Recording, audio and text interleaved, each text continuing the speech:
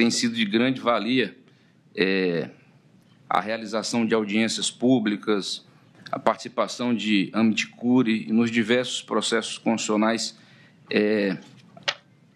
que tramitam na presente Corte Constitucional.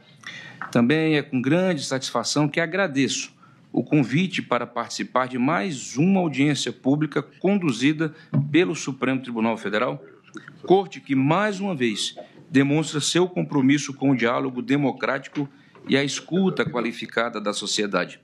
Referidas audiências reafirmam o papel do STF como guardião social de 1988, ao abrir espaço para a reflexão plural e para a construção de soluções jurídicas em temas de alta complexidade e profundo impacto sobre a vida das pessoas, como é o caso da discussão que hoje nos reúne aqui, a pejotização das relações de trabalho. E quero lembrar aqui, Excelência, que esse pacto, a Constituição Federal de 1988, completou 37 anos ontem. Senhor ministro, demais autoridades, compareço a esta Corte com o sentimento de quem fala não apenas em nome de um argumento jurídico, mas em defesa de um princípio civilizatório. O tema que nos convoca hoje, a pejotização das relações de trabalho, não é uma questão técnica isolada, é o reflexo de um modelo que ameaça dissolver o pacto social erigido pela Constituição de 1988, o pacto da dignidade da pessoa humana, da valorização do trabalho e da justiça social. Excelência, permita-me afirmar, desde logo, que a chamada pejotização, e aqui destaco a pejotização à brasileira, na verdade, tem se revelado uma verdadeira cupinização dos direitos trabalhistas brasileiros, porque ela corrói por dentro, silenciosamente, as estruturas que sustentam a proteção social, fragilizando os alicerces sobre os quais se ergueu o Pacto Constitucional do Trabalho Digno e da Seguridade Social previstos na Constituição Federal de 1988. O propósito aqui não é formular uma condenação genérica do Instituto, mas aprofundar o debate e investigar com rigor o fenômeno que se convencionou chamar de pejotização. É preciso distinguir com precisão conceitual e sensibilidade social o que representa evolução legítima das formas de organização econômica, daquilo que dissimula vínculos empregatícios e desprotege o trabalhador. A urgência desse exame não reside na mera aplicação da legislação em sua forma abstrata, mas nas práticas concretas que vêm se consolidando no cotidiano das relações produtivas, práticas que muitas vezes não se aliam ao conceito original e legítimo de contratação por pessoa jurídica. Por isso, proponho que avancemos pela via da certeza negativa, compreendendo a pejotização a partir daquilo que ela não é. Não é pejotização a relação de franquia, em que há transferência de know-how, uso de marca e autonomia empresarial real. Não é pejotização a constituição de sociedades de propósito específico, voltadas à execução de empreendimentos conjuntos, com partilha efetiva de riscos e resultados.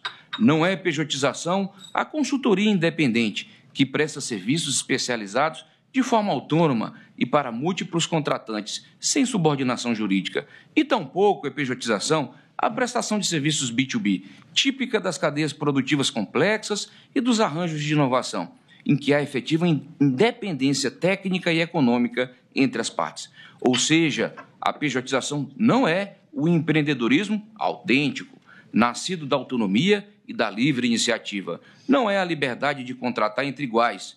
Não é modernização produtiva, que gera eficiência e inovação. Por trás da aparência de liberdade contratual, muitas vezes, o que se esconde é a negação de direitos fundamentais, a substituição do vínculo de emprego por arranjos precários, que transformam o trabalhador em pessoa jurídica de si mesmo, desprotegido, isolado e sem voz. Por trás da aparência de modernidade e formalidade, sem que sequer esteja presente a suposição de que detém condições para a liberdade de estipulação das cláusulas do contrato de trabalho. Liberdade essa prevista no artigo 444 da CLT, no caso de empregado com diploma de nível superior e que perceba salário igual ou superior a 2 vezes o limite máximo dos benefícios do regime geral da Previdência Social. Não há aqui neutralidade econômica. há uma estratégia deliberada de desresponsabilização patronal, da fuga do dever de financiar o sistema e de se livrar do custo de conformidade com as leis trabalhistas e previdenciárias. O preço desse desequilíbrio recai, como sempre, sobre os ombros dos mais frágeis. A pejotização, quando desvirtua a realidade, não cria liberdade, cria vulnerabilidade. Não emancipa, isola, não valoriza o trabalho, precariza a vida. E é justamente nesse terreno nebuloso onde o discurso da flexibilidade serve de cortina para a erosão dos direitos, que se faz urgente a atuação desta Corte, para distinguir a liberdade econômica da licitude aparente e para reafirmar que a dignidade da pessoa que trabalha permanece o núcleo intangível da Constituição Cidadã. E é por isso que não se pode admitir, em nenhuma hipótese, que a pejotização possa ser apresentada como algo bom para o trabalhador hipossuficiente. Os dados oficiais são alarmantes. Segundo levantamentos do Ministério do Trabalho e Emprego, em 2022, quase 40% dos trabalhadores em situação irregular estavam vinculados a arranjos formais de pejotização. 55% das relações de pejotização atualmente envolvem pessoas que ganham até R$6.000. Este número tende a aumentar e o fenômeno vem se expandindo rapidamente para as faixas de menor renda.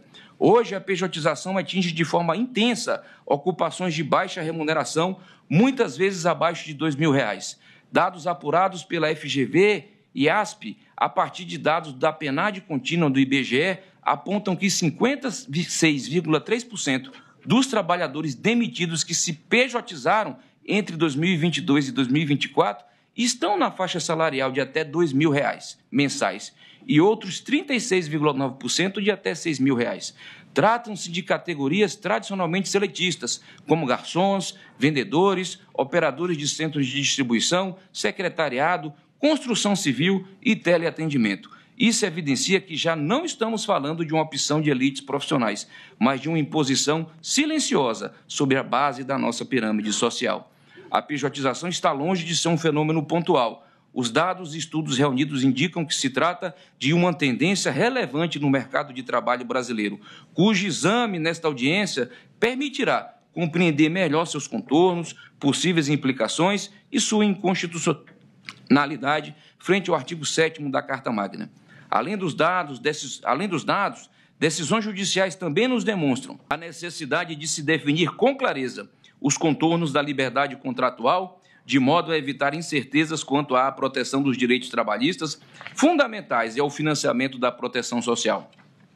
Sobre os critérios para a caracterização da fraude, há decisões que consideram suficiente a chamada escolha esclarecida do trabalhador para validar a contratação, mas a ausência de parâmetros objetivos torna essa avaliação incerta. Muitas vezes a hipossuficiência se revela não na vontade individual, mas no próprio mercado, que só oferece a pejotização como alternativa. E, nesse ponto, aparece a maior dificuldade.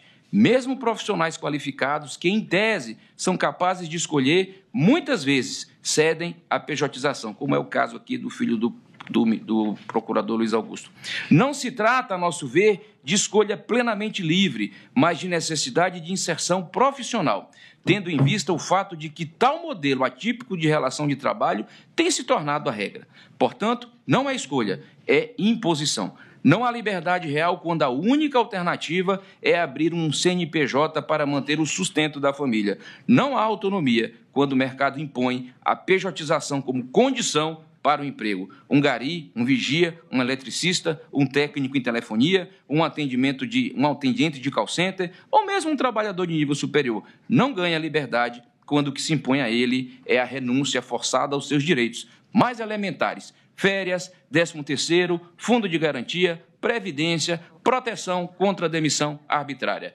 Muito pelo contrário, ao se tornarem pessoas jurídicas, eles perdem direitos, eles perdem proteção, eles perdem futuro e, quiçá, a própria identidade como trabalhadores. Não estamos tratando apenas de atores importantes ou profissionais de alta qualificação. Por isso, Excelência, não se pode tratar a pejotização como uma mera questão de liberdade econômica. O discurso da liberdade contratual não pode ser utilizado como biombo para a precarização. É preciso reconhecer os limites dessa liberdade, sobretudo quando ela se exerce sobre o terreno desigual da hipossuficiência e da necessidade.